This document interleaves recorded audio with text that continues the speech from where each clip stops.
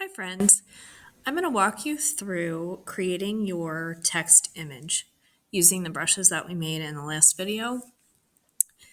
And it's going to end up something similar to this. Now this is my second version of this same drawing. And here's my first. I think my second one was way better than my first one. So I'm going to kind of walk you through some of the different choices that I made and the approach that I took. So I'm going to go back here and I'm going to go ahead and delete all of these layers that I don't need anymore.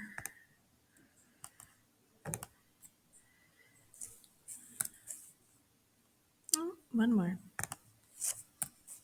Okay, so my base layer looks like this.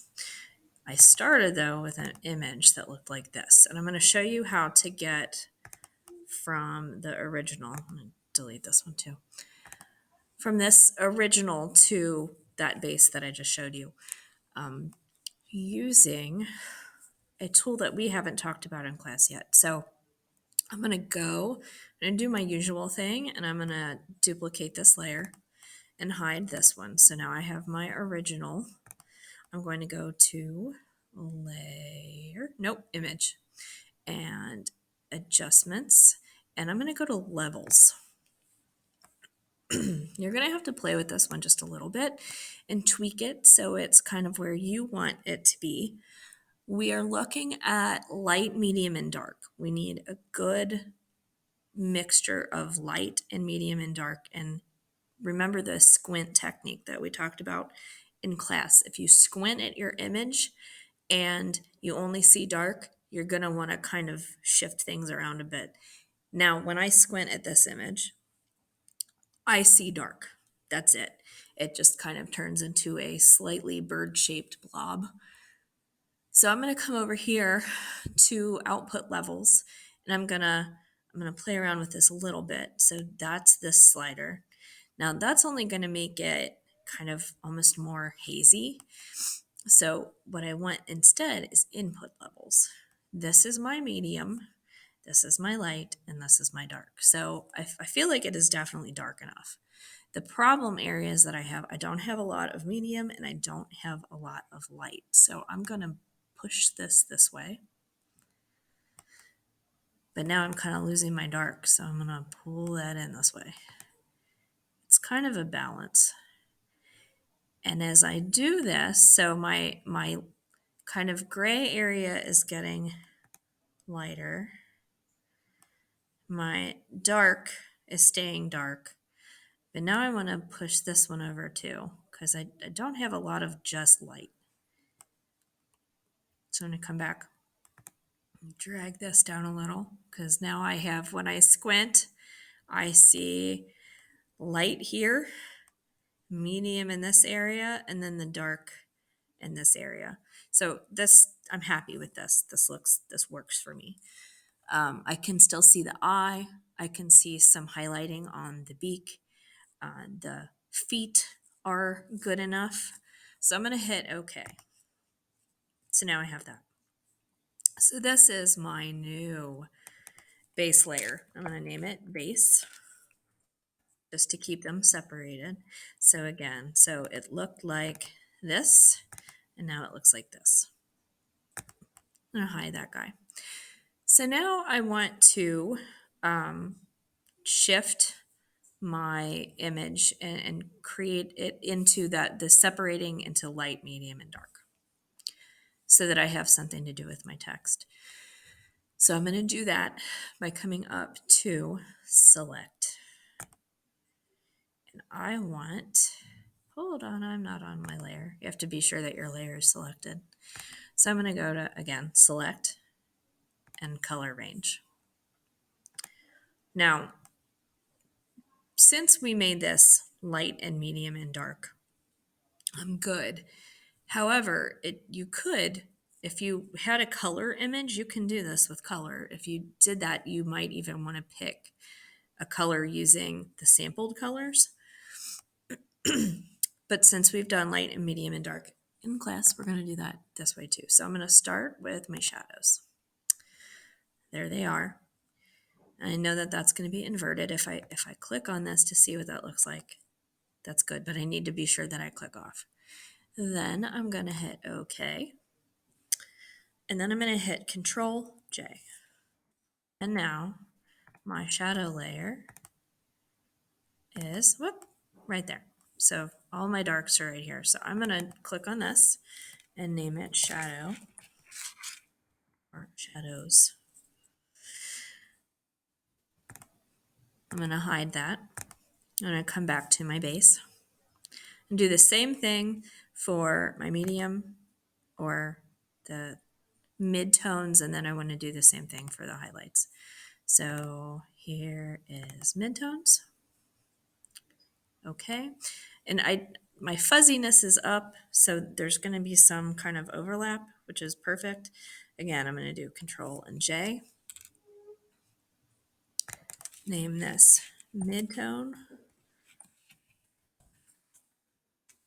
Mid-tones. And then if I look at it, there they are. There's not a lot, but there's something.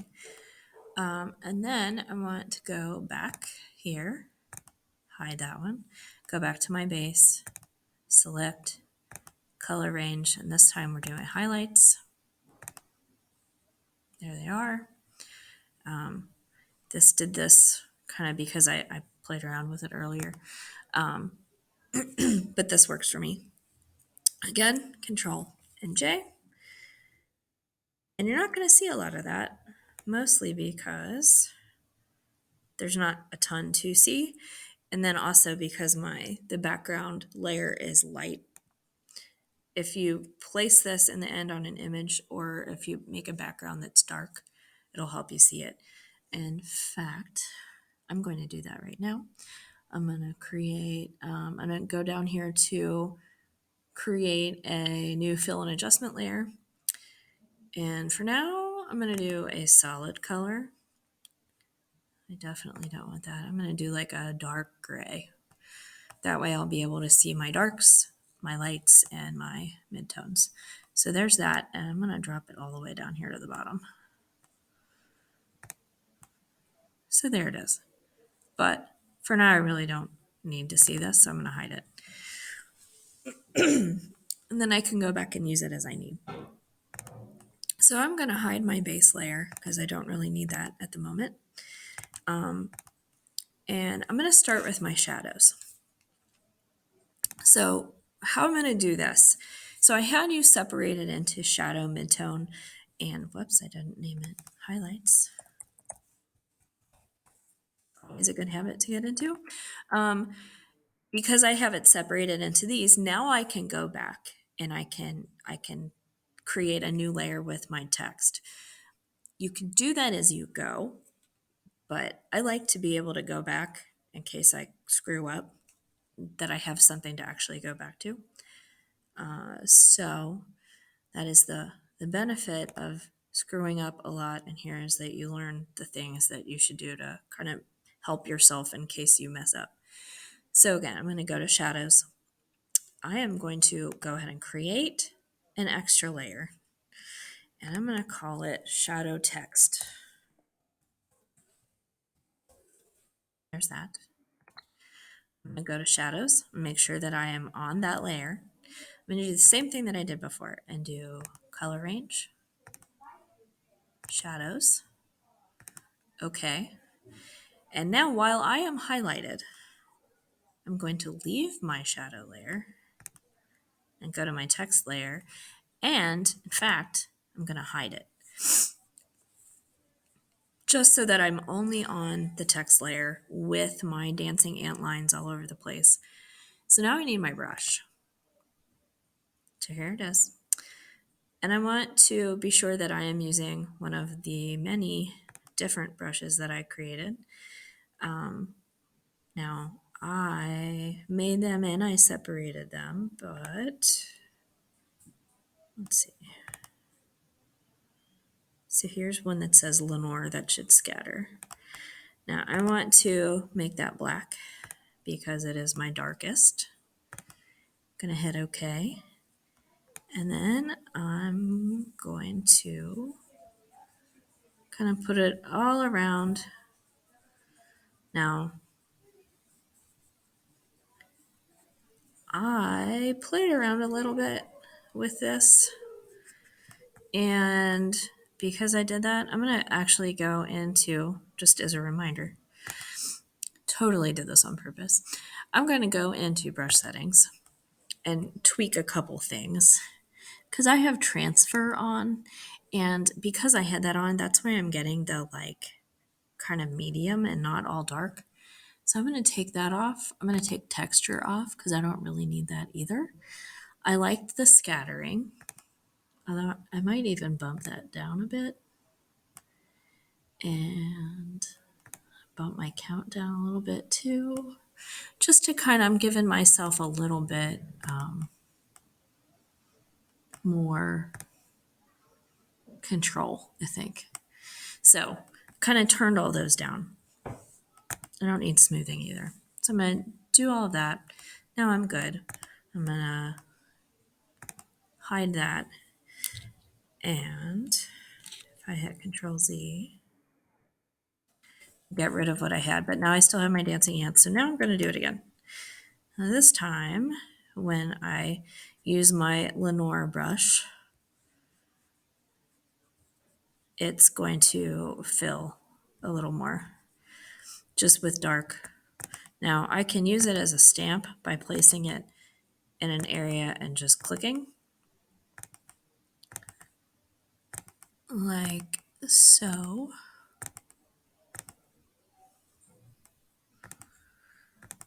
Now I want to leave some areas, I don't want to like completely fill it with black. In the end, I want people to be able to tell that I have made this with text, that I took the time and I made all those brushes, and I actually want it to be sort of visible, readable. So just gonna make sure that I have all of this and that it is where I want it to be. Now, I may need to go back, but again, that's why I have this shadow layer in case I need to go back and change that. So here I go. I'm gonna go ahead and hit Control D. So now I've deselected. So no more dancing ants. Now if I use my brush now that I've deselected it, I can click anywhere I want to. Get rid of that by hitting Control Z. Now I'm going to go do the same thing with my midtones. This time I want to change my brush to a midtone color. There I go. Go to my midtones, hide this. And you can keep that on if it helps you kind of see what you've done. It helps me a little bit, at least as I'm doing this part, to hide it. I'm going to go to select color range, midtones. Okay, now I need to make another layer that I'm going to call mid text. Make sure that I am on that layer. I'm going to hide this one. This time, instead of Lenore, let's do something else.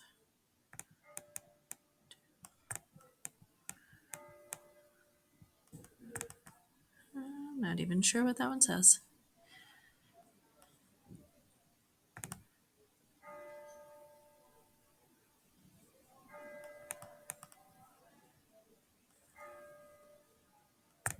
Window, brush settings. That one's Lenore too, but a different font. I want one of these. I'm going to do the same thing and change my size jitter a little bit. This says Nevermore. So I've changed my size jitter and brought it way down. Hey, it's noon, everybody. I have some of that other stuff turned off. So now, if I scatter it,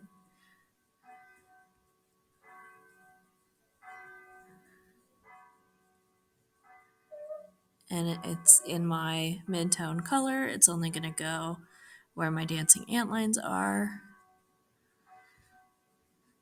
Now I can switch brushes here too. So if I wanted to switch from that one to a different one, let's see.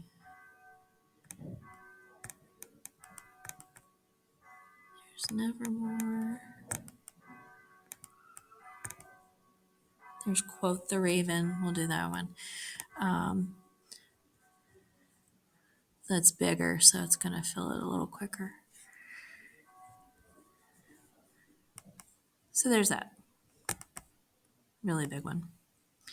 Kind of making sure that I've hit all of the gray that I need to hit. And now I will say I don't see a whole lot of visible text, like readable text.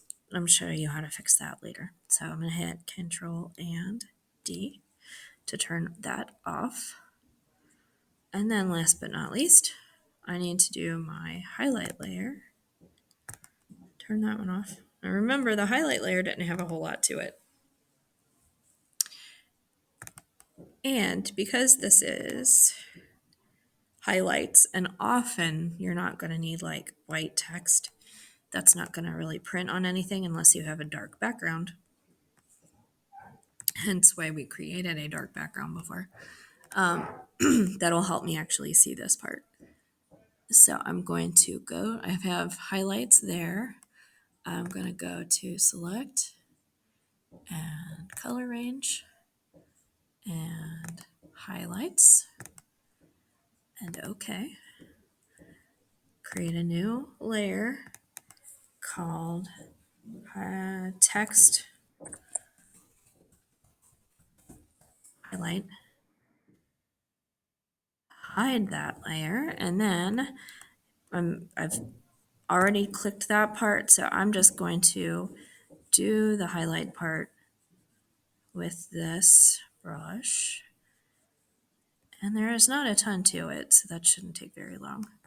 But I can see that I've done it here because I have it on that gray background. So now I'm going to hit Control and D to deselect.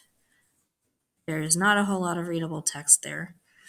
I do see some kind of schmutz over here. It's a technical term that I'm going to want to delete before I'm finished. So I can go ahead and I'm going to erase that now. So here's my eraser.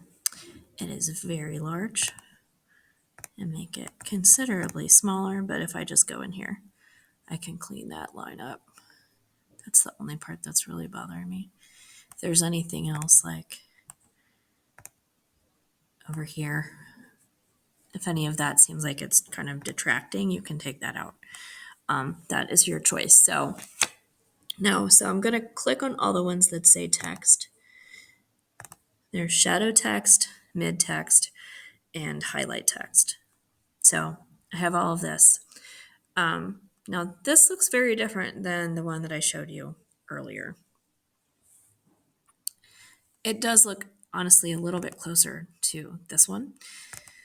So, but I do like that. I think the layers are separated better. So I'm gonna go over here and turn that off. So here is where, as a designer, you have some ability to kind of alter things a little bit and make them look more like you want them. So I feel like I can't read a whole lot up in here, in this area around the beak. I don't really see the eye. So I'm going to go back into my shadow layer and I'm going to select it again.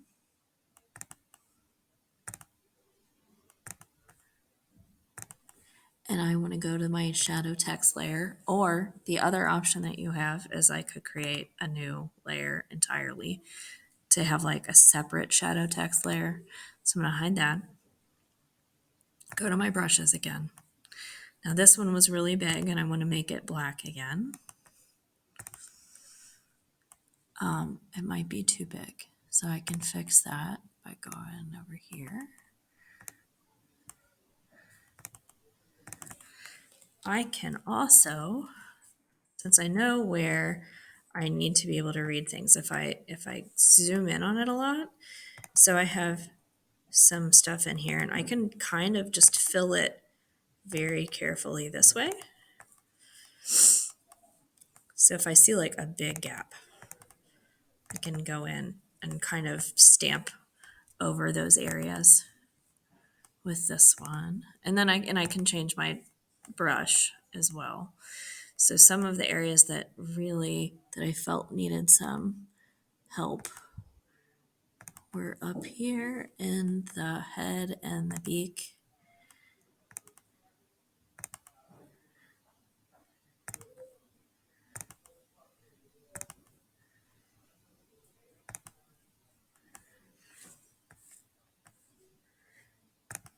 Now I'm on the spot, and again, able to make choices as the artist that I want to be able to see some words over here.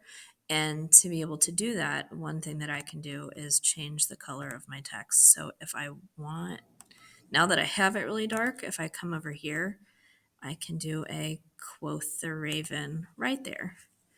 So I have one here.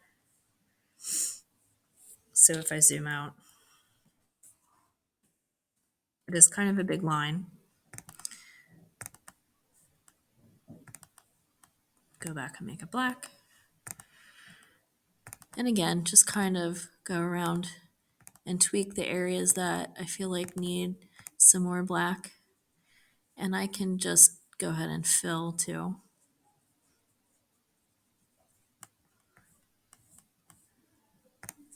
So I'm going to keep doing that. And then I'm going to, like I said, keep just kind of adjusting things. Seeing the things that didn't really get a whole lot earlier in my first pass that might need some extra TLC. So I like this better than what it looked like a second ago. Hit Control and Z. And now, so I'm gonna, we'll pretend that I've kind of tweaked all the other layers too. I like how this looks. I want to add some to my background. So I'm gonna add one more layer, and it's gonna be background text. And I'm going to do a quick pass of this one. And again, I want it to kind of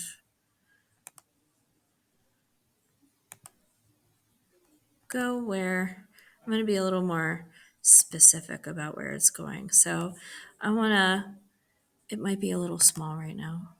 I'm going to change my size.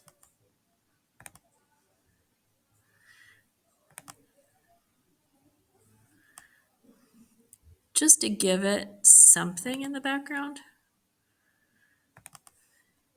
And because I did several different brushes, I can have some of these. I can even use this, can be a little bit more part of the bird. Give it some more in this area. I think that was a little too big, so I can hit Control Z and make it go away. Can bring this here. So now I have a raven that pops out over there. So I'm going to go back in and use my Nevermores and my Lenores, and I do have a few that just say the raven, because the line is quote the raven. I think I will make a Nevermore that the raven looks like it's actually saying. I'll make that way smaller. So I'll put that right here by the beak. But then just kind of put a couple more in there. They are very small. So a lot of this part is just kind of, again, making some decisions. What is going to look nicer? I want to do some that's medium and some that's light.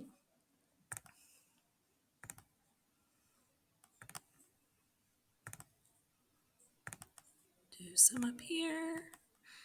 Just totally white. I might even put a Nevermore right there on top of that part of the shoulder, and then it's a little easier to read it. I can do a couple more. So now again, making decisions. I'll do a couple white Nevermores in the background. And then when I am happy with it,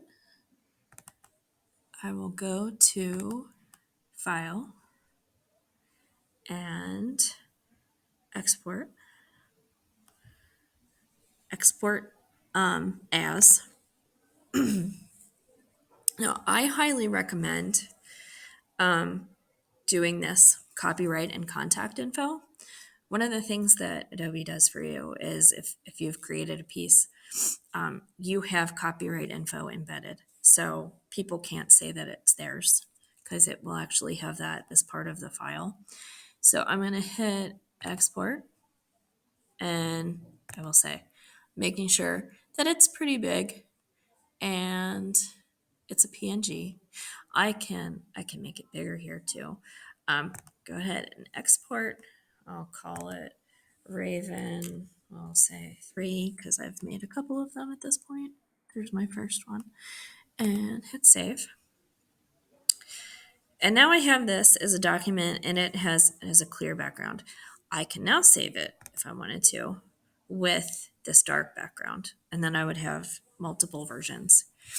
And that it kind of depends on what you're going to do with it. I just want to show you one of the possibilities that you have for this. So if you, one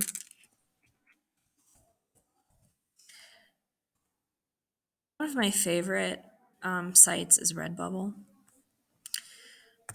So here's my Raven that I did earlier on a t-shirt. But it puts it on other products too. So the reason that I wanted to be sure that it had that clear background is that it can be on any color t-shirt. So I can have it on there. I can have it on this, and you can still see it. If it's on black, I'm obviously not going to be able to see much of it, which is why I did some here that are on red. But it's kind of cool because with that clear background, you can have just about any color in the background, which is why I did light and dark and medium text. That way it would be more readable. So if you are interested in getting one of these sites started so that you can sell your work, let me know. I'm happy to show you how to do it. It's not difficult to set up. So that is the end of this tutorial. If you guys have any questions, obviously let me know. I can ask me here in the video, or you can ask me in person.